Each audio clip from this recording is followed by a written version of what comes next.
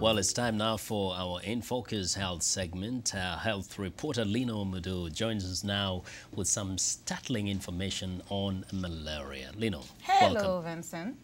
Well, we have new information from the World Health Organization that details improvements in the fight against malaria.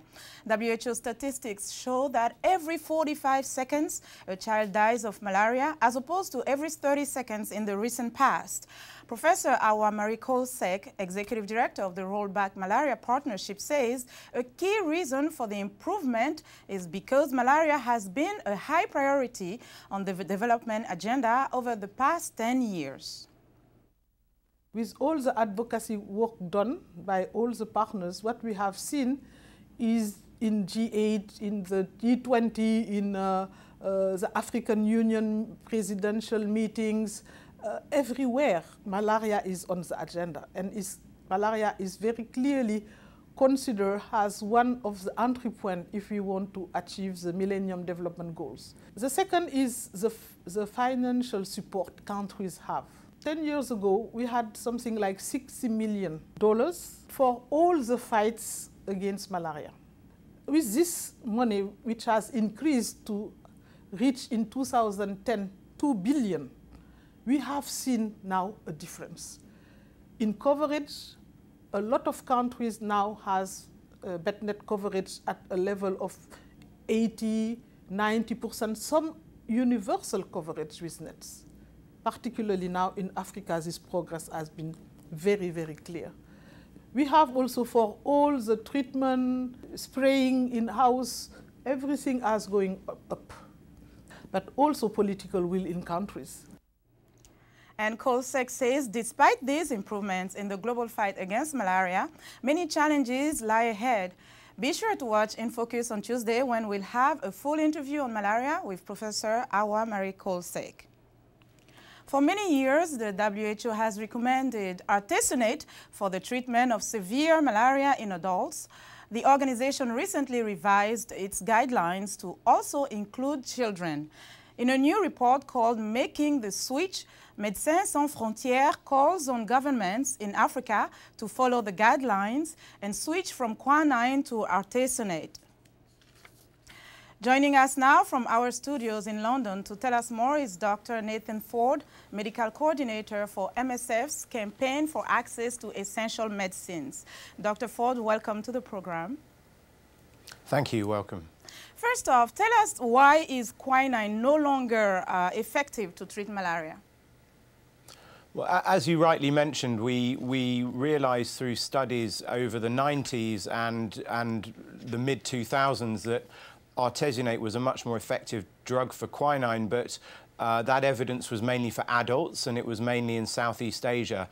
And at the end of last year, in November, a study was published involving 5,000 children across 9 countries in Africa, which showed definitively that the drug artesunate was also superior to quinine for the treatment of children. So following the release of those study results, the WHO revised its guidelines, and those were published at the beginning of last week. So there are really 3 reasons why artesunate is preferred over quinine.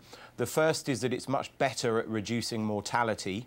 The mortality reduction using artesunate instead of quinine is around 40% for adults and around 25% for children.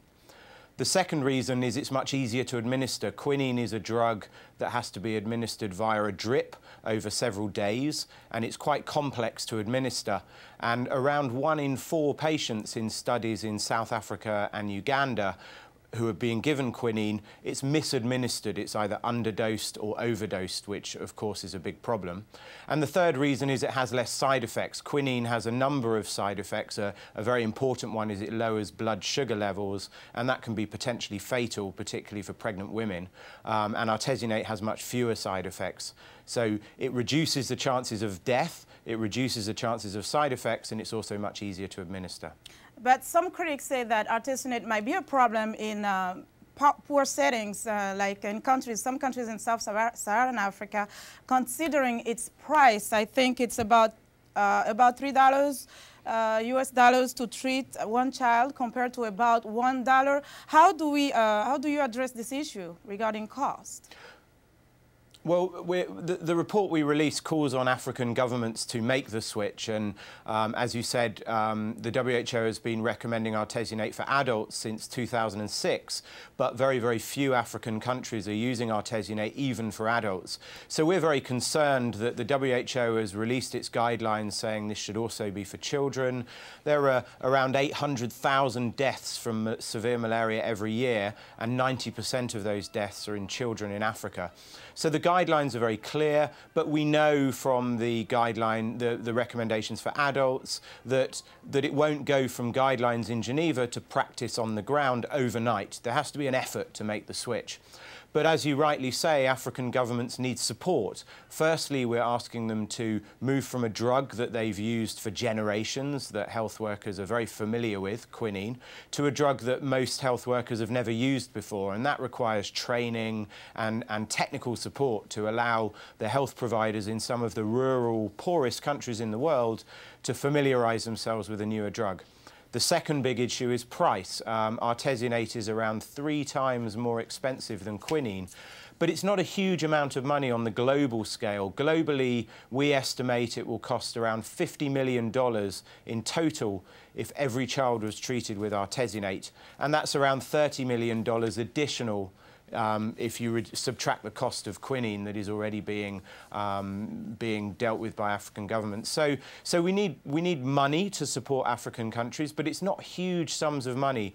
And what we would like to see is a very clear commitment from international donors, the US government, the UK government, multilateral donors like the Global Fund and even the World Bank, to all say categorically that if African countries are going to make the switch, then they will support them financially in doing so, at least in the short term. We hope in the long term that market competition will come into play such that the more people use artesunate, the lower we can reduce the manufacturing costs, and hopefully one day the cost of artesunate could be bared by African governments without much additional support from the international community. Well, Dr. Ford, that's all the time we have for today. Thank you so much for enlightening us on these issues.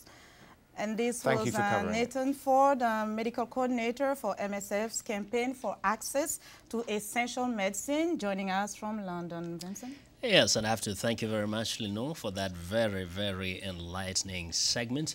Remember to watch for Linord Moudou's health reports every Tuesday and Thursday right here on In Focus.